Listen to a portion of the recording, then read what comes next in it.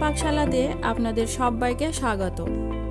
পাকা আম আমাদের সকলেরই ভীষণই পছন্দের, আর আজকে আমি আমের পায়েস বা আমের ক্ষীরের রেসিপি আপনাদের সঙ্গে শেয়ার করব।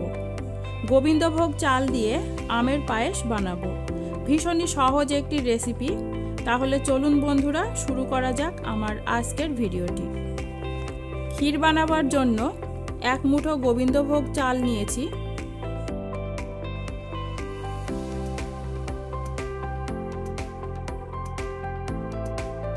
পৌনে 1 লিটার গরুর দুধ,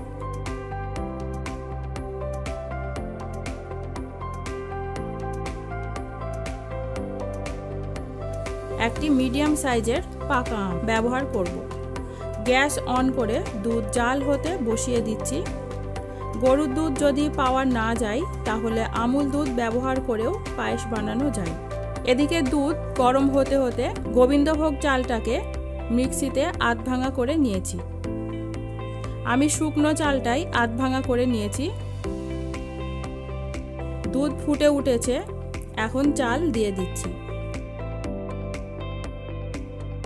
চাল দেওয়ার পর ভালো করে নাড়তে হবে, তা না হলে দলা পাকিয়ে যাবে। গ্যাসের ফ্লেমটাকে মিডিয়ামে রেখে বারবার নেড়ে দিতে হবে। এদিকে আমটিও খোসা ছাড়িয়ে কেটে পেস্ট করে নিয়েছি। চাল প্রায় সিদ্ধ হয়ে গেছে। যেহেতু আমি ভাঙা ভাঙা করে নিয়েছিলাম, তাই তাড়াতাড়ি সিদ্ধ হয়ে যাবে। গোটা চালের পায়েস বানালে সিদ্ধ হতে একটু সময় লাগে। এখন পরিমাণ মতো চিনি ব্যবহার করছি। বন্ধুরা, এই পায়েসে আমি তেজপাতা, এলাচ, দারুচিনি কিছুই ব্যবহার করব না। আম ব্যবহার করব সেই জন্য, কারণ আমের একটা সুন্দর গন্ধ থাকবে, আর আমের পায়েসে আমের ফ্লেভারটাই বেশি ভালো লাগবে। পায়েস একদম রেডি। গ্যাস অন করে দিচ্ছি। পায়েস ঠান্ডা হতে হতে আমটাকেও জাল করে নেব।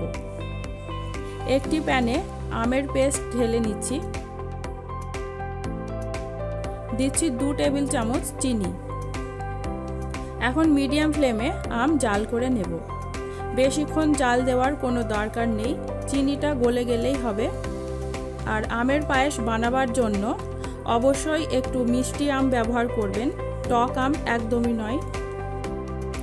আম জাল করা হয়ে গেছে, ঠান্ডা করে নেব। কিছুক্ষণ পর ফিরে আসলাম। পায়েস এবং জাল করে রাখা আম দুটোই ঠান্ডা হয়ে গেছে। এবার একসঙ্গে দুটো ভালো করে মিশিয়ে নেব।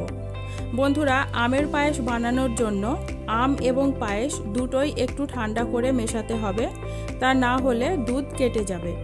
কখনোই গরম দুধের মধ্যে আম মেশানো যাবে না, এটা অবশ্যই মনে রাখতে হবে।